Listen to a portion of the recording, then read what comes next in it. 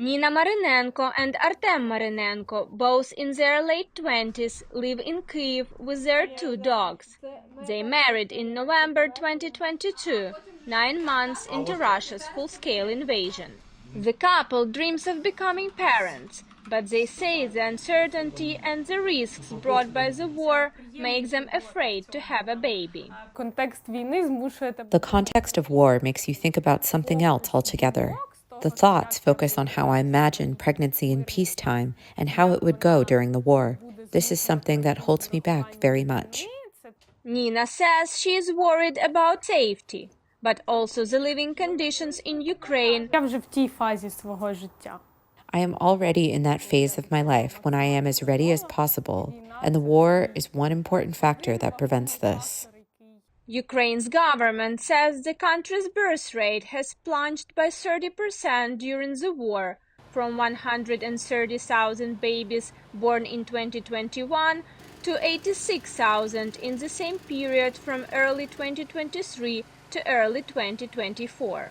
Deputy Director of Ukraine's Institute for Demography and Social Studies, Alexander Gladun, tells VOA the country's population at the beginning of 2022 was 42 million. This year, he says, it is down to 35 million. The forecast of the demographic situation made by our institute is quite pessimistic. Maybe in 15 years there will be 10 million less of us. We develop different forecasts based on different scenarios. Gladun says Ukraine's government needs to address the issue urgently.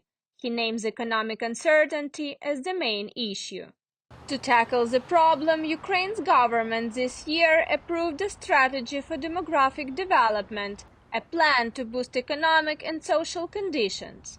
It aims to increase the birth rate, reduce infant mortality, and promote the return of Ukrainians who fled to other countries during the war. Tetiana Narytnik, an obstetrician at one of Kyiv's leading maternity hospitals, says many of her patients now are internally displaced persons.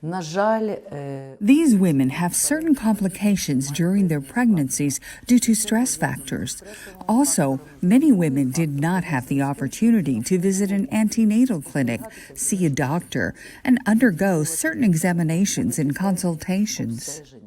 Anastasia recently gave birth to Olivia.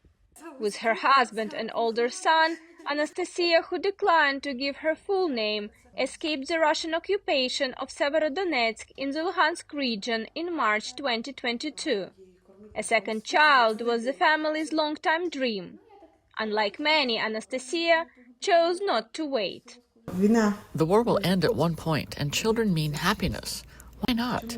When, if not now?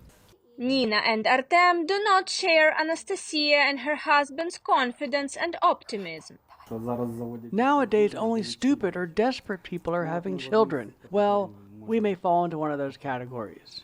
Many young couples like Nina and Artem are at a crossroads, wondering whether they should start their families now, wait for better times, or not at all.